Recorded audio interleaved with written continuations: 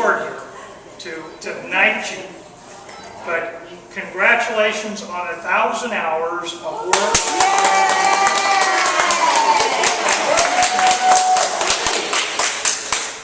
I didn't know it had been that many. How many thousands of hours do you have flying? 29. See, that just makes 30 now. Yeah. Very nice. Thank you. Nice. Now, if you'd been here at noon, there would have been a 4-star or a 7-star given to you. Yeah.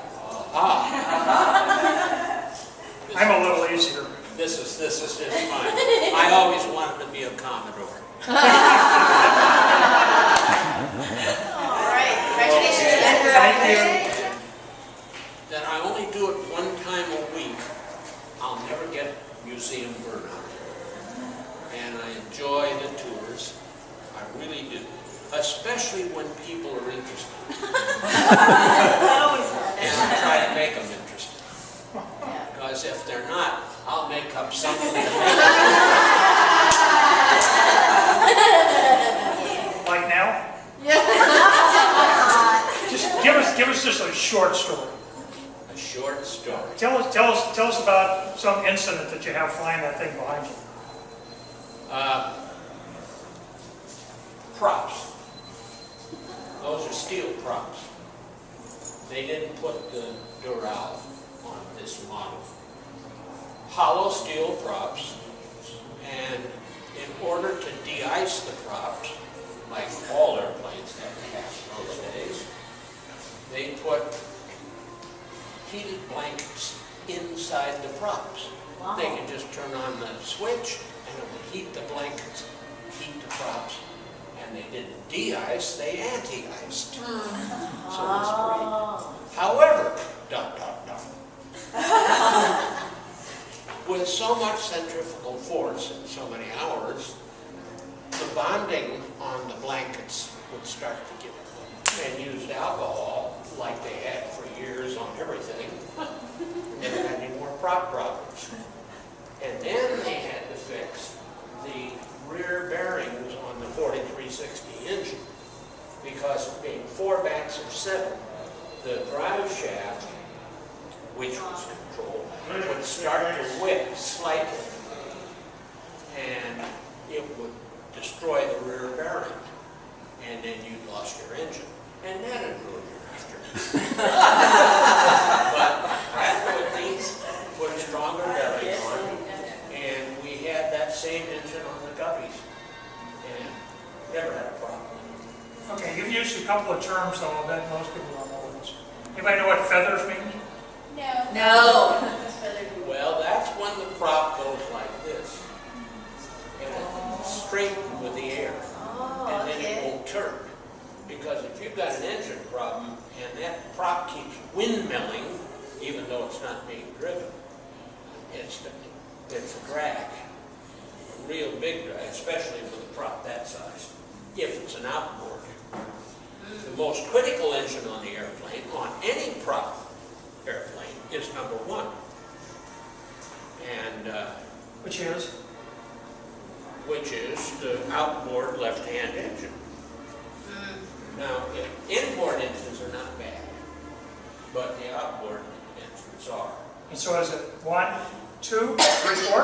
Or is it 1, 2, 3, 4? Wow. I had Wow. a problem back in 1954 on a DC-4 when I had number 3 engine had a generator problem. If you have a generator problem and it starts to seize up, it's made so that the shaft on the generator would shear the problem. But on my airplane, it didn't shear, and it created a friction fire. And it burned so brightly that it burned through the firewall and got the wing on fire. Whoa. So I had to put it down to Beanfield in Oklahoma with 82 people on board. And before we landed, the fire was burning so bright that it burned the engine off the airplane. And then it was a little hard to control it.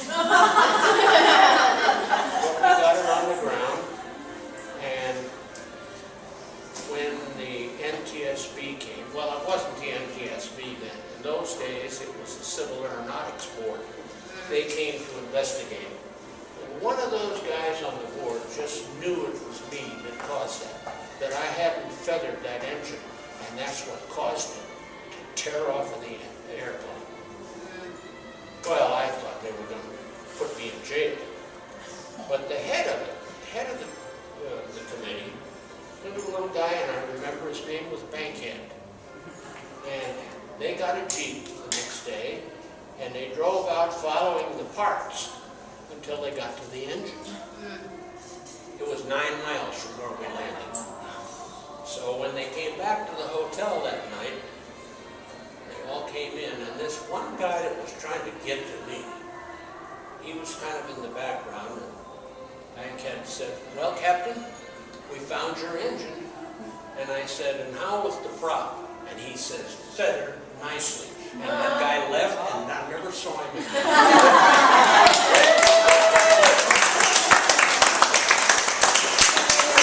So you see, our hangar talks can be almost any place.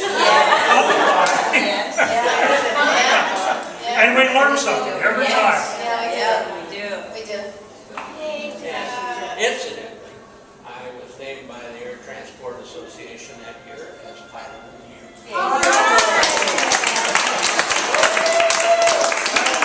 Landing in an Oklahoma cornfield is almost like landing in the Hudson River. Actually, it's probably harder. Well, when we touched down, the right gear collapsed. Oh, so you put the gear down? Yeah, we put the gear down. The co-pilot, he didn't like that. He said, "You know, when you're in an emergency, you're supposed to belly it in." I said, "Put the gear down, we may be able to save the airplane." Wow. And so we landed in nice contact, felt the nose come down, and then it started to lean. It started to lean, and I couldn't keep it up, That wingtip hit the ground because it tore all the landing gear out from the fire.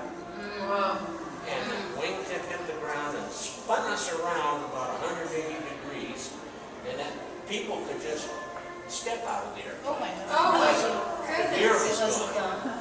It only took the one gear off? Just took the one where the fire was. And that swung us around.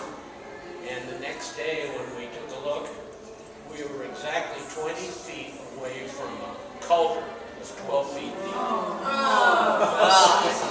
So how'd they get the airplane out? Well, they didn't, because it was so badly destroyed by the fire. And there was no fire department. But they did save the left center section. And as luck would have it, Delta had an airplane that had been run into by a forklift in Tokyo and destroyed the left center section. So the company sold the left center section. That airplane flew again. So we go to Oklahoma, we'll still find a fuselage someplace in the Indian reservation. It's waiting for Ken to go in. Well, I think they might have made ashtrays.